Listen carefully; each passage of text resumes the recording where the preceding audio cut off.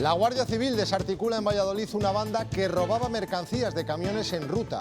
Aprovechaban los momentos de descanso de los choferes para cometer los hurtos. A veces se empleaban de forma violenta. Actuaban en varias provincias de la comunidad. Buenas tardes, y en clave política arranca una semana que puede ser decisiva para el futuro de la comunidad. El miércoles se reúnen PP y Vox para intentar llegar a un acuerdo de gobernabilidad en Castilla y León. Noemí Morante. Ambos partidos han nombrado ya a sus equipos de negociación y se presentan con el aliciente de haber ganado fuerzas en las urnas. En el aire, las exigencias y las líneas rojas. Y en Zamora hoy hemos conocido que las Edades del Hombre amplían un mes el horario de la muestra. La exposición de arte sacro se va a clausurar el 3 de mayo. Lidia Bartolomé. Sí, hasta el domingo 3 de mayo continuará aquí en Zamora la exposición de las Edades del Hombre, una ampliación que ha anunciado esta mañana Alfonso Fernández Mañueco durante su visita de nuevo a la muestra. Durante estos meses han visitado Esperanza más de 130.000 personas.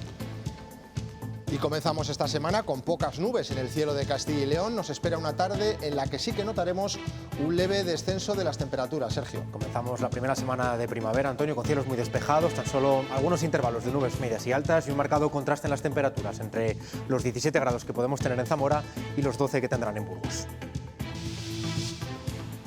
El juzgado de guardia acordó ayer domingo el ingreso en prisión provisional comunicada y sin fianza para el hombre de 45 años detenido por la muerte de otro de 70 tras un incidente de tráfico en esta calle de Burgos. Enseguida se lo ampliamos.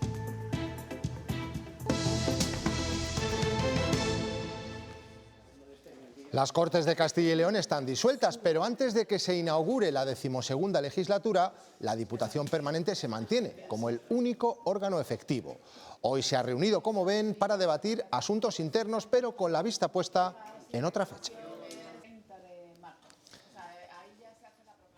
Y esa fecha es el miércoles, cuando comienzan las negociaciones para formar gobierno. El partido más votado, el PP, preferiría gobernar en solitario, pero necesita apoyos. Y los va a buscar en esas reuniones a las que ha convocado a todos los grupos. ¿Cómo será esa ronda de contactos, Noemí? Tendrán lugar aquí en las Cortes y la primera cita será el miércoles con Vox, formación que parte como prioritaria para un posible pacto de gobierno, porque Fernández Mañueco ya ha dicho que con el PSOE hablará, pero no negociará. PP y Vox ya han definido a sus equipos negociadores y en el aire está cuáles serán las exigencias y las líneas rojas de ambos partidos. Desde Vox dicen que están tranquilos y mandan un mensaje a Fernández Mañueco, que recuerde que gobernar en minoría no es efectivo.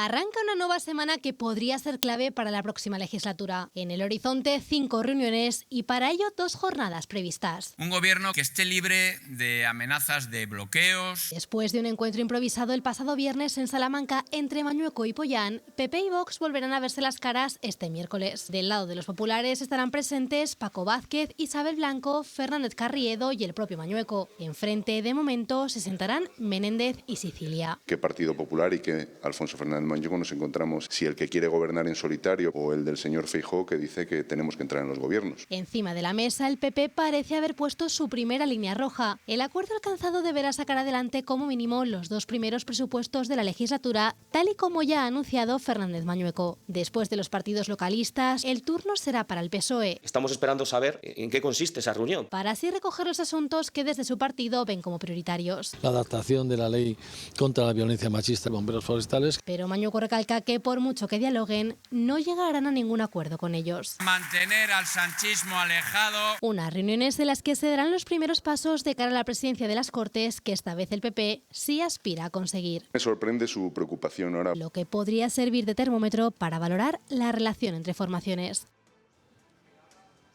En Castilla y León se va a mirar de reojo a las negociaciones que se mantienen entre PP y Vox para formar gobierno en otras comunidades, Extremadura y Aragón.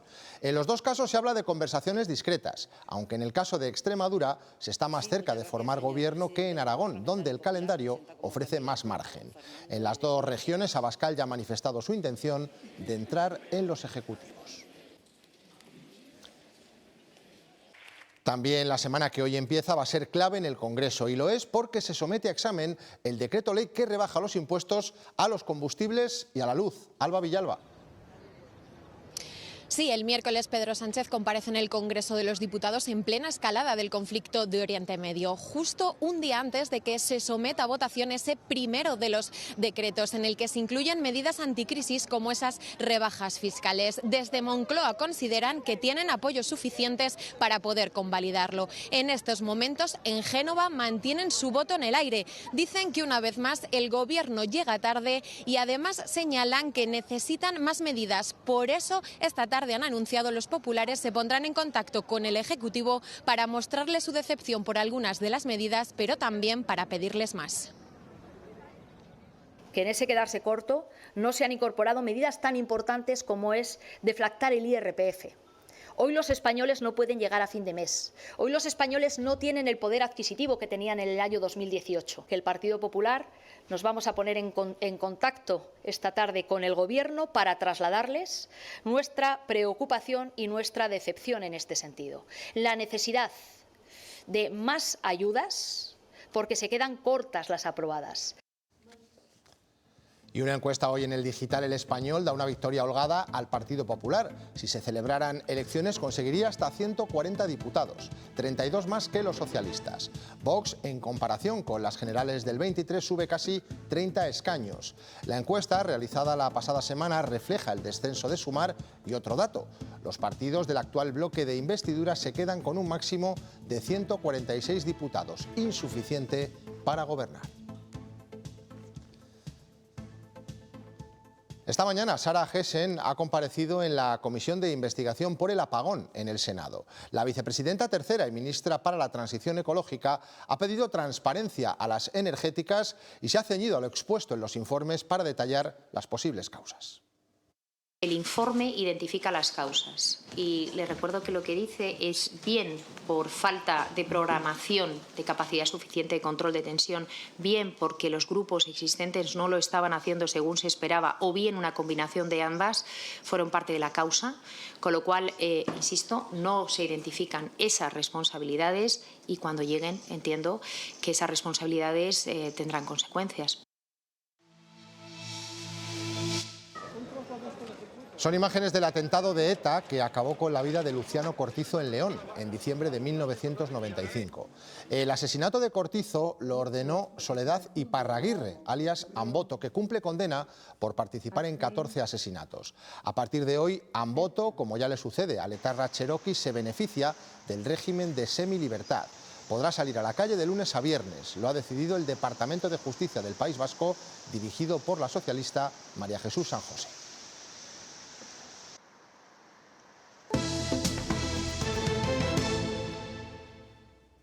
Las exportaciones de Castilla y León han superado los 1.500 millones de euros en enero de 2026, un 1,6% más que el año pasado, impulsada sobre todo por el sector del automóvil, que representa más de un tercio de las ventas autonómicas al exterior. A nivel estatal, la incertidumbre geopolítica se ha acusado y han caído casi un 3%. Las guerras, aranceles y cambios en los mercados están dificultando las operaciones con clientes extranjeros. Las empresas españolas venden mucho fuera, pero el contexto ha cambiado. Están sujetas a una incertidumbre más alta y una volatilidad más alta de lo normal, principalmente en dos aspectos.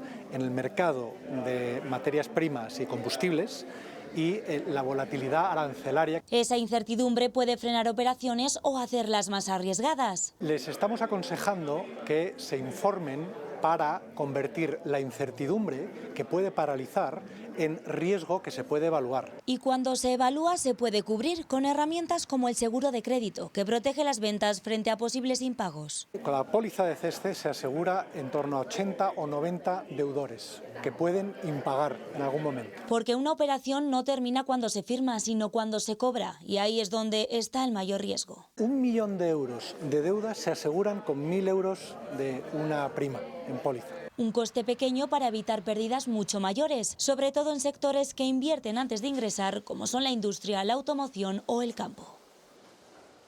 Precisamente las exportaciones cayeron ligeramente el año pasado en Castilla y León.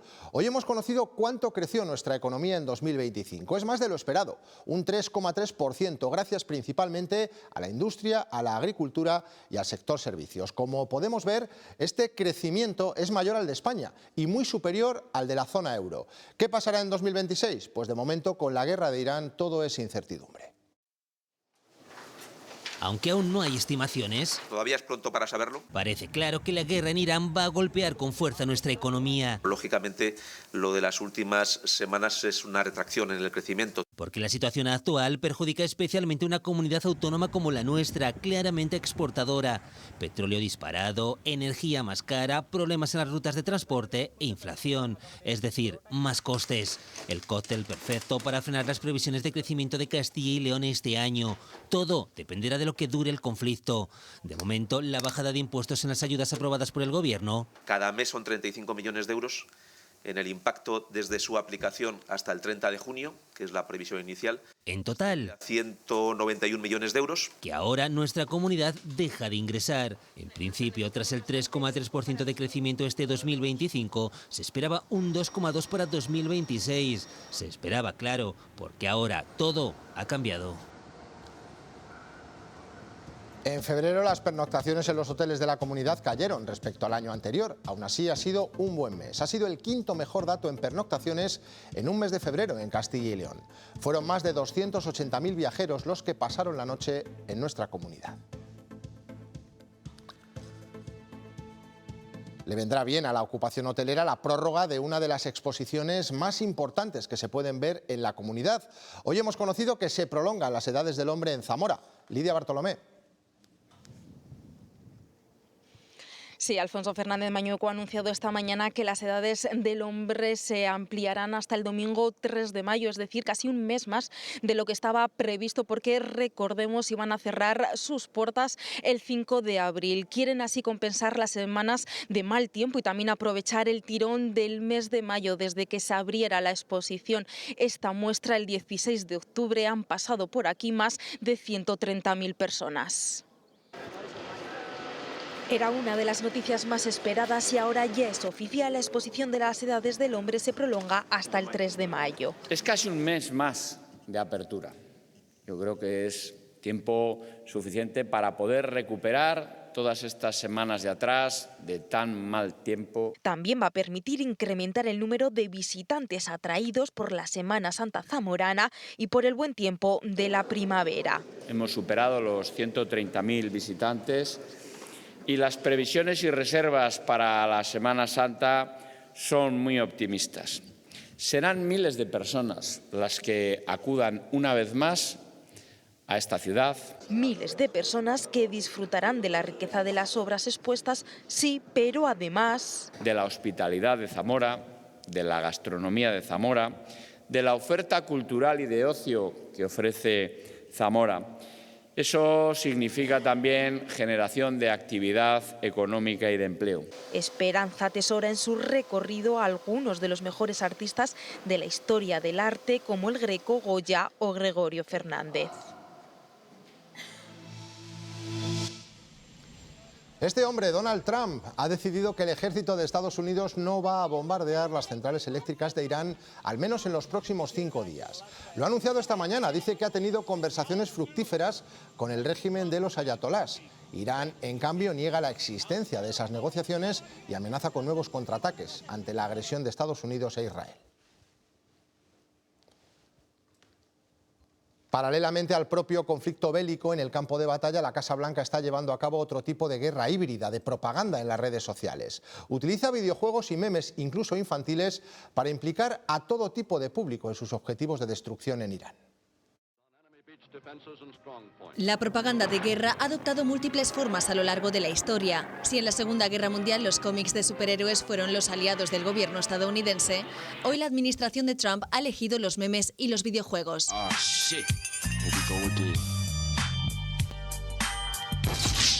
Este ha sido uno de los tweets más polémicos. Titulado como Invictos, utiliza un famoso videojuego familiar con el nombre del plan de ataque contra Irán.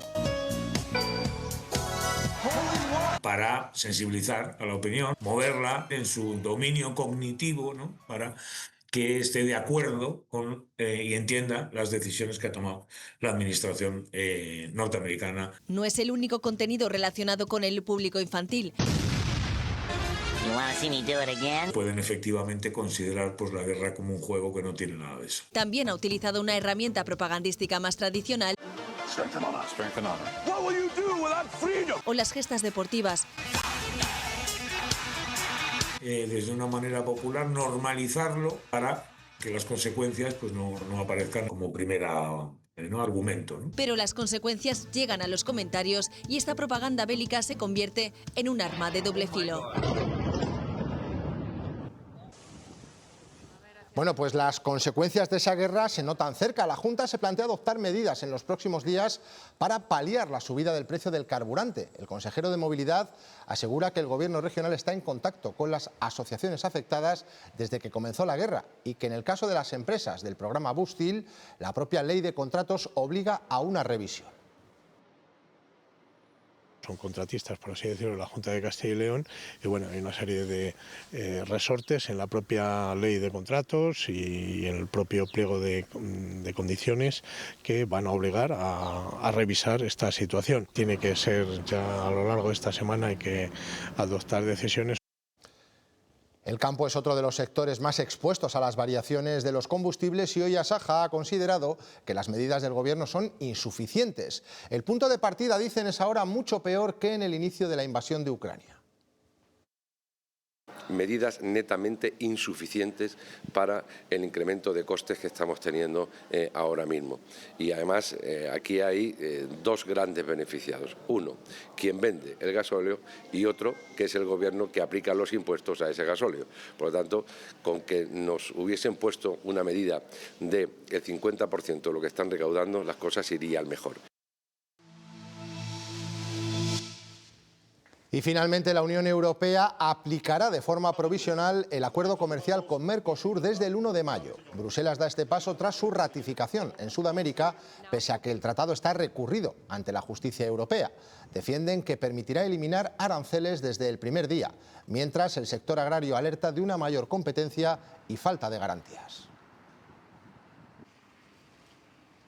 Otra noticia que hemos conocido esta misma mañana: a partir del 20 de mayo el Alvia, que conecta Lugo con nuestra comunidad y con Madrid, va a cambiar sus horarios. Saldrá de la ciudad lucense a las 5:20 de la mañana y por consiguiente llegará a Sanabria a las 8 y a Zamora Capital a las 9 menos cuarto.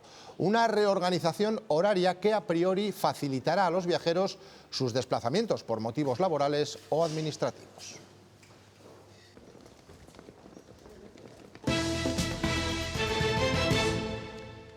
Nos vamos a Burgos, donde ya ha entrado en prisión el hombre de 45 años acusado de la muerte de otro de 70 al que agredió el pasado jueves por una trifulca de tráfico. El conductor, que falleció ayer en la UCI, realizó un giro que estaba prohibido. Raquel Alonso.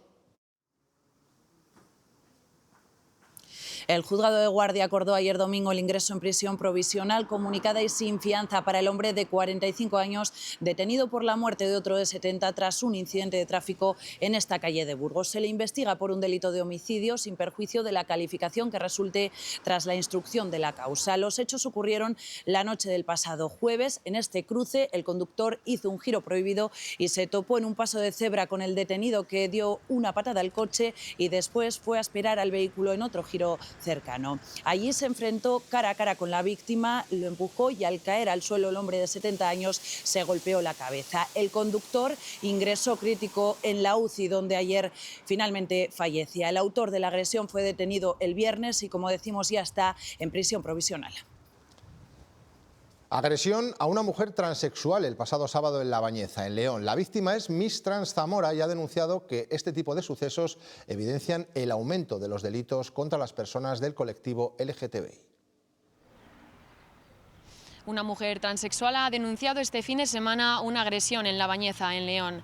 Según su testimonio, un grupo de varias personas la golpeó con patadas y botellazos mientras la proferían insultos homófobos y transfobos. La víctima presenta graves heridas en la cara y también ha estado a punto de perder un ojo. Los hechos ya han sido denunciados en la Guardia Civil de Benavente, mientras colectivos trans condenan la agresión y piden que se identifique a los responsables.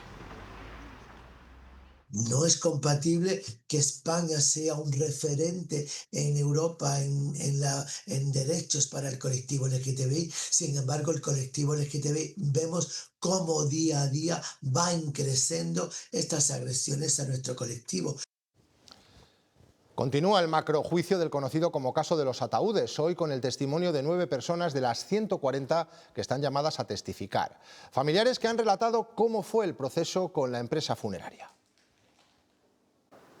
Hasta 9 testimonios hemos escuchado hoy en una nueva jornada del macrojuicio por el presunto fraude cometido durante 2 décadas por la empresa funeraria El Salvador, algunos de ellos con hasta 3 familiares a los que presuntamente en el momento de la incineración se les habría cambiado el féretro por uno más barato para beneficio económico de la empresa. Uno de los relatos que hemos escuchado hoy ha sido el de un juez, un magistrado de la Audiencia Provincial de León, afectado por este conocido como caso de los ataúdes y al que se le desaconsejó que presenciara esa incineración de uno de sus familiares.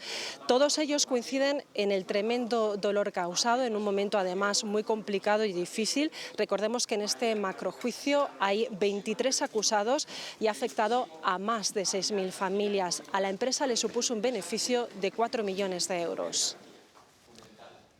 La Guardia Civil de Valladolid y de Zamora ha detenido a 6 personas como presuntas integrantes de un grupo criminal asentado en Valladolid. Se dedicaban al robo de mercancías en ruta. Héctor Segurado. Sí, actuaban en Castilla y León, principalmente aquí en Zamora, donde forzaban camiones en áreas de descanso cuando los conductores se encontraban durmiendo. La operación ha servido para esclarecer 32 hechos delictivos, entre ellos 12 sustracciones de vehículos y 12 robos en el interior de los camiones. La autoridad judicial ya ha decretado la entrada en prisión de 4 de los 6 detenidos, aunque la investigación sigue abierta para determinar la posible relación de los implicados en otros delitos. El fuego ha regresado este fin de semana a los montes en la provincia de León, concretamente en el municipio de Igüeña. Se declaró en la tarde de ayer, pero ya está extinguido tras el esfuerzo de medios aéreos y terrestres. Las llamas comenzaron justo al lado de una carretera. Miguel Ángel Blanco. En pleno mes de marzo, reiniciada ya la primavera, se ha registrado el primer incendio en el Bierzo, en este entorno, en el de Rodrigatos de las Regueras, en el municipio de Igüeña. Comenzaba este pasado domingo, obligó a movilizar hasta 17 medios entre terrestres, aéreos y agentes medioambientales. Al llegar la noche se retiraron los aéreos, pero las máquinas y el operario a pie de campo ha logrado controlar un incendio que se da prácticamente por extinguido y que ha afectado a pastos, también a zonas arboladas. La gran pregunta ahora, por la diversidad de focos que se han registrado en todo este entorno, es quién ha sido el causante. Se habla de algún tipo de negligencia. Estaba lejos del pueblo. En verano lo pasamos peor, que teníamos más miedo porque se podía aproximar. Pero esto se ve bien que es intencionado, porque ves, de aquí no salta allí. Asegurar el suministro de sangre en Semana Santa y conseguir captar a nuevos donantes. Son los objetivos de la ruta de maratones de donación que impulsa por primera vez el Centro de Hemodonación de Castilla y León. La iniciativa pasará por todas las capitales de la comunidad, además del Bierzo. 450 donaciones diarias son necesarias en nuestra comunidad para cubrir las necesidades de sangre de los hospitales de Castilla y León. Unas donaciones especialmente importantes, sobre todo en periodos vacacionales como la inminente Semana Santa. Por eso se ha organizado esta primera maratón de donación de sangre de Castilla y León. Ha comenzado hoy en Ávila y cuando termine el día 31 en Zamora habrá pasado por todas las capitales de provincia y también por el Bierzo. Se organiza desde aquí, desde el Centro de Hemoterapia y Hemodonación de nuestra comunidad. La idea, además de conseguir las reservas de sangre necesarias, también es captar nuevos donantes, sobre todo entre la gente joven. Queremos mandar un mensaje muy especial a la gente joven entre 18 y 30 años como nuevos donantes. Yo creo que si conseguimos llegar a la cabeza, al corazón de esas personas jóvenes, conseguiremos tener de forma estable las cantidades necesarias de sangre. Supongo que tienen otros hábitos de estudio y otros hábitos de vida. Intentamos acceder a través también de redes sociales, de centros de ocio. Las rupturas matrimoniales han caído un 14,3% en Castilla y León en 2025, hasta los 3.464 casos. La comunidad presenta además la tasa más baja del país, con 144 disoluciones por cada 100.000 habitantes. Son datos del Consejo General del Poder Judicial, que reflejan una caída más acusada en los divorcios no consensuados que en aquellos con acuerdo entre las partes.